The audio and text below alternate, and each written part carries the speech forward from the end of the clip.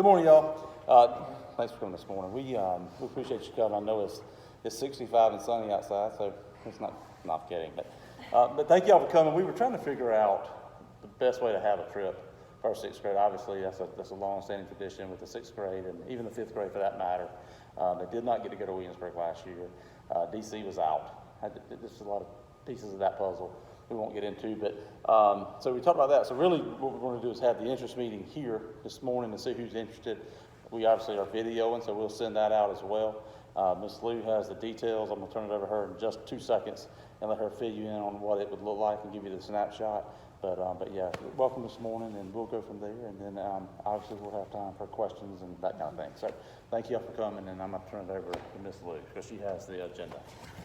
Okay, as Evan said, the decision was made to not do a Washington trip, but because we did not get to go to Williamsburg in fifth grade, we're going to offer a 3-day Williamsburg trip. It will be at the same time as the fifth grade trip, but they are 2 separate trips and they will be doing 2 separate things. So it won't be like one huge trip with fifth and sixth grade. It will be separate things. The dates are March the 29th through the 31st, which will be a Tuesday, Wednesday, and Thursday. And we are working with Capital Tours out of Columbia, and they have a separate portal that you deal with Capital Tours as far as payments, deposits, all that kind of thing. But basically, we would leave like at 6 a.m. on Tuesday, March the 29th on a bus. And this is part of why we are a little bit late in getting started is we did have to get clearance through our task force to even offer going on a trip because of the COVID situation, but it will be on a bus. And our first stop will be Monticello, which is Thomas Jefferson's home. Then we tour there, we get back on the bus, we ride another hour and a half or so into Williamsburg, check into the hotel, go to dinner, and then Wednesday morning we get up, we do Colonial Williamsburg. You'll have time with your little chaperone groups to explore different parts of Williamsburg. We give you like a list of all the things that they are offering, and it's kind of like a pick and choose based on your interest level because not everybody's going to be interested in the same things. And we have a cheese shop box lunch, which is like my absolute favorite thing. It's fabulous. And then that night we'll have a meeting point where we'll watch the Fife and Drum Parade, and then we'll eat in a tavern. We usually eat in the tavern that George Washington actually ate in, and we eat in the basement part where it's the original room. And so it's kind of cool that you get to eat where George Washington ate. And then we do a ghost tour, walking ghost tour, and then they're offering another event after the ghost tour called Defense of Our Liberty, where you actually are like an enlisted recruit in the Continental Army, and it's like a training thing. It's kind of, like a geared towards, what the military life would have been like for a Continental soldier thing. We figured that would be kind of interesting for the boys especially too. And then, so it makes that Wednesday a long day. And then Thursday, we get up, pack the bus, we go to the Jamestown Settlement, which is the first, settlement in the colony, and the Jamestown Glass House. We eat at the little Jamestown Cafe thing, and then we come home. So it's not, a long 5-day trip like sixth grade has done before, but it is something we can offer this year based on what we've been able to come up with because of all the COVID restrictions and things like that. Now, the thing that Capital Tours wanted me to make sure I explain to you is that this is all based on a certain number. So we have to have at least, I think it's at least 35 to 40 participants in order for the tour to make. Otherwise, either the price would have to go up or either we'd have to cancel the trip. So there's a certain minimum number that we do have to have. And our deadline for committing is December the 15th. So you have about 2 weeks to make a decision.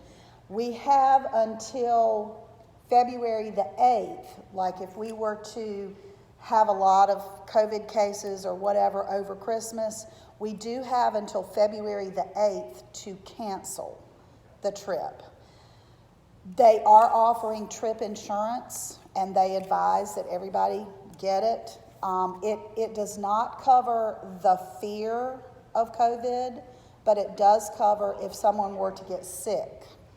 Okay, so they're very particular about their deadlines because of the, you know, the money they have to put down as well. And so what I'm going to do is, as soon as I get some free time, I will send out a link to all the parents, and on that link is where you sign up.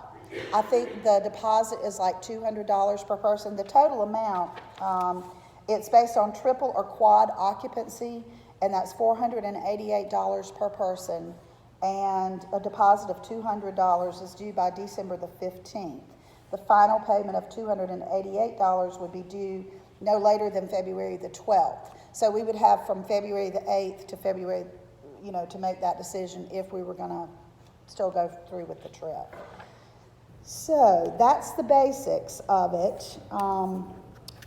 I guess what we need to know is we need for people to make a decision by December 15th. And that will tell us as to whether we should go forward. And I know that's 2 weeks, but we had to wait. We have as many chaperones as wants to go. We don't limit the number of chaperones.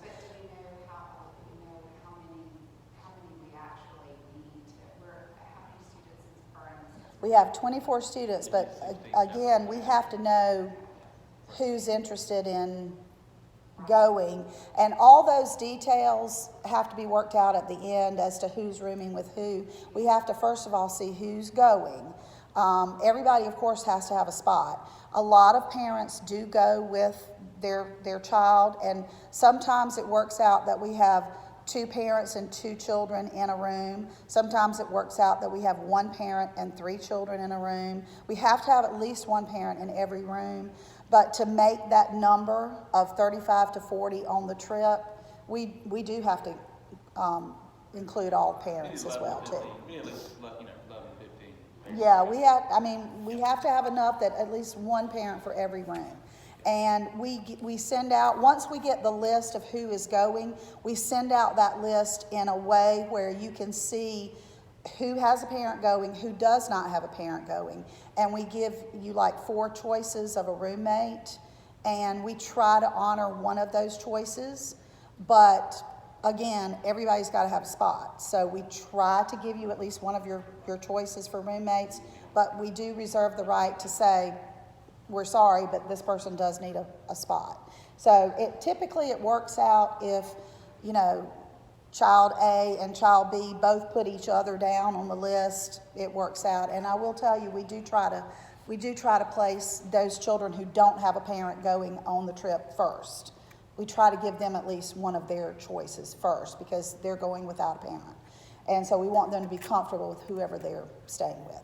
So that's the basics. Questions? The dates were March 29th through the 31st. Tuesday, Wednesday, and Thursday. I can tell you the children are excited about it. I think they're excited about being able to go somewhere. And, you know, but it's totally up to you if you don't feel comfortable. It is not a required trip. If you don't feel comfortable with your child being on a bus and, you know, being in a room with other people and all that, it's totally up to you. If they don't go on the trip, they can come to school and we'll have somebody that will keep them, but typically they only come a half a day because they don't go to specials with just a few number. And they would have like a project that they would do here at school that kind of mirrors the things that we're doing on the trip. Or if you choose for them not to come to school, they would just be marked absent. Okay? Is there anything else I can answer? Question?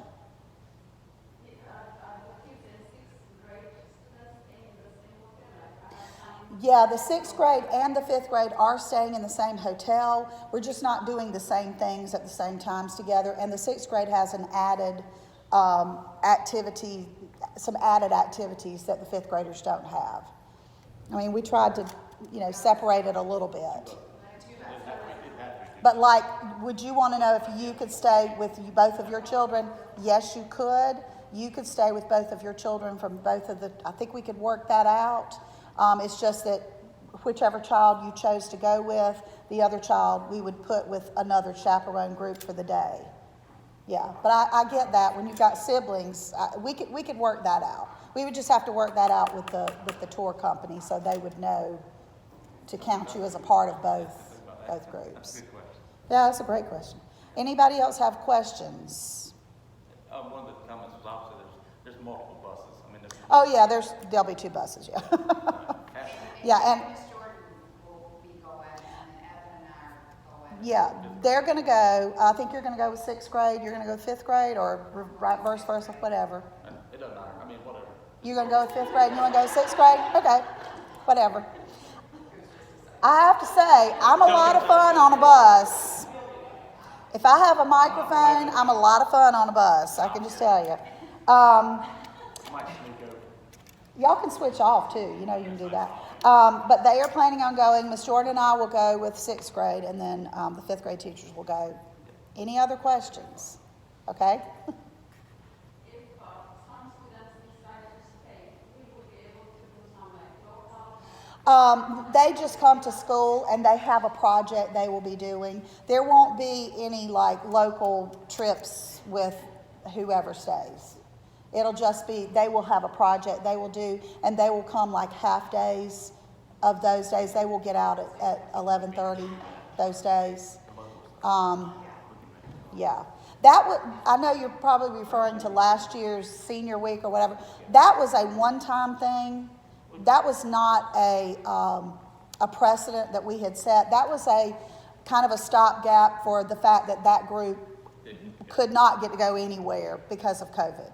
That was not, that senior week thing was not a thing that we had, that was just something they threw together at the last minute. Yeah. Our tradition is they come to school, they do a project based on what we do in the trip, and they leave at 11:30 and they're counted as present. Yeah. Questions? Anybody else?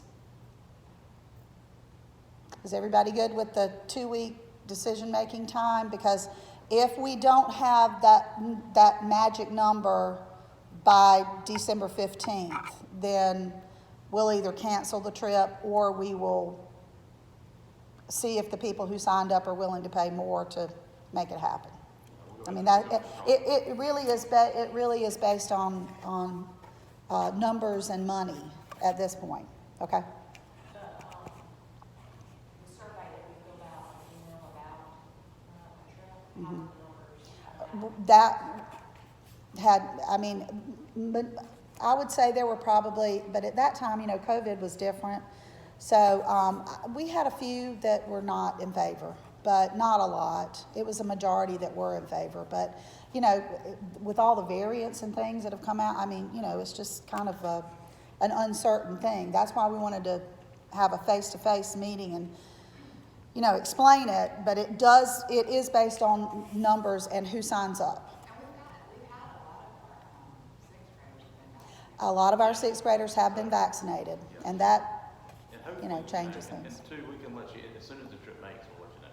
If it makes Yeah. December 10th, we'll let you know. Yeah, if we get enough, I'll check it every other day or so. I'll keep checking the website, and if I see we've made the numbers, we will let you know. But I'm pretty sure it has to be 35 to 40. I'll double check the number. It has to be, I think, at least 40. I think the bus holds 55. The bus holds 55. And so if we had every child go and every parent go, that'd be great. I mean, we'd fill up the bus. But that's, I think the number, the $488 is based on 35 to 40. No, this is the sixth grade. The sixth grade has some extra things that added to their cost. The fifth grade trip is a little bit less, I think, but we're going to meet with them this afternoon and talk to them about theirs. I mean, we will see each other, but we're not eating at the same restaurants. We're not going to be in the same groups together. They're not going to do all the same activities that we're going to do. We tried, because that was one of the concerns of the children. I don't know if your children come home and tell you, but we've been talking about this for a while with them and just kind of asking them, some things and kind of getting their opinions on things. And that was one of the things that our sixth graders spoke most about. Well, we don't want it to be the same trip, they want theirs to be special. So we tried to make it special for them, and so that they get the best of the Williamsburg experience, but they get a little plussing too, so they feel special.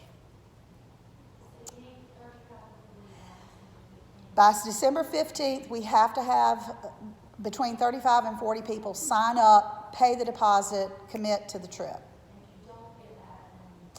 If we don't get that, then it will either be we cancel the trip or we talk to the people that signed up and say, this is how much more your portion would be if you want to move forward with the trip.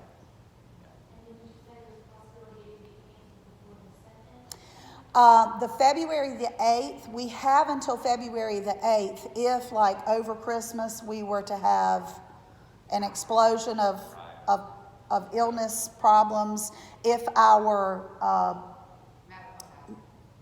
medical advisory committee says this is a bad idea, we have until February the 8th to be able to cancel and get most or all of the money back.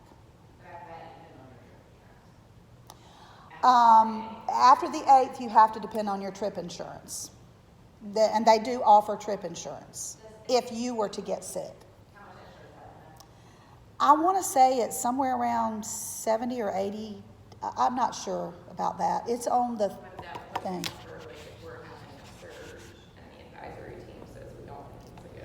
It would not cover it. Their trip insurance does not cover the fear of COVID. Now, I guess there would be a possibility of capital, like if we were to officially cancel our trip, you could, I'm just throwing this out here, I don't know, but this could be an idea that if people still wanted to go on their own, capital could work with you on that, because they are a private tour company anyway. So they could work with you what you've paid. If you still wanted to take the trip, they could work with you and make that happen for just your family, if that were the case, because they are a private tour group. We'll do everything. It's not our objective for anyone to lose any money, obviously, and then we would make I guess the way to say it is, Come over here. with everything, we would make very informed decisions. We were at a different spot this year. I wish I could have the crystal ball to predict COVID, but I feel like we're at a different spot than we were last year, especially with vaccinations and et cetera. We're on top of that anyway. So as soon as if we were to hear something, we would let you guys know immediately, et cetera.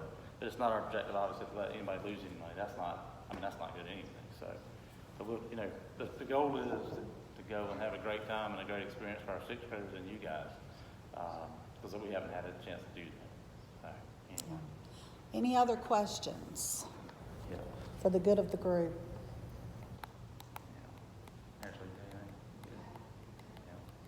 Okay, so December 15th, well, I'll keep checking every other day or so, and I can maybe send out an email of like an update or whatever, when capital, because we have to sign a commitment form with them as well after we get your interest established. We have to sign a form with them as well. So. How are you gonna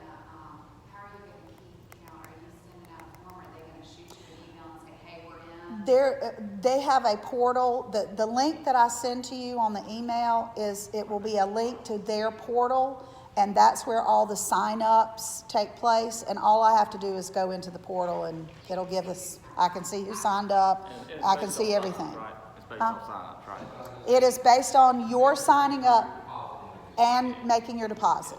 Yeah, you are considered in the trip if you sign up on that portal, and you have to sign up as an adult and as your child.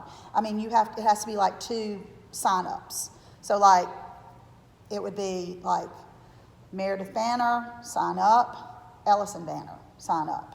So it has to be 2 separate sign-ups. And because everybody is considered a one. It is not an adult-child thing. Everybody is considered a one person.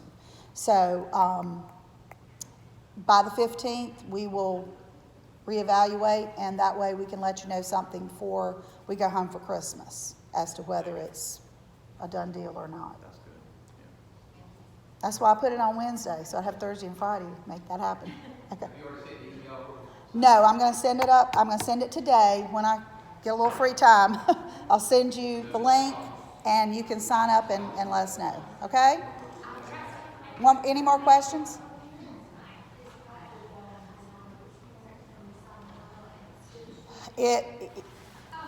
That makes a big difference when the roommate selection comes. Because obviously if you went and your daughter went, it would be different than if your husband went and your daughter went.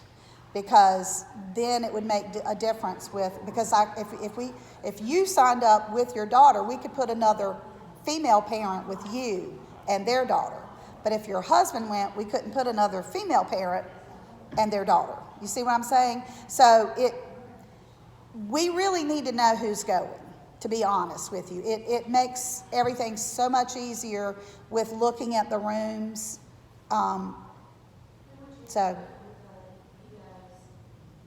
it would have to be either another father and daughter, or it would have to be another girl child whose family said it is okay for that girl child to stay with your husband. It gets a little tricky when it's different genders. So.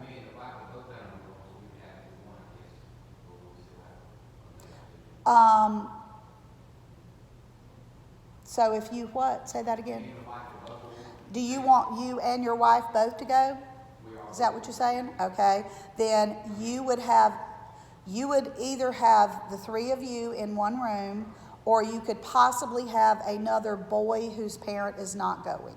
That's what I would think. Yeah. That makes sense. That would be it's all a big puzzle that we just have to fit, the pieces together. And we really can't tell until we get, it is okay for you and your wife to go with your child.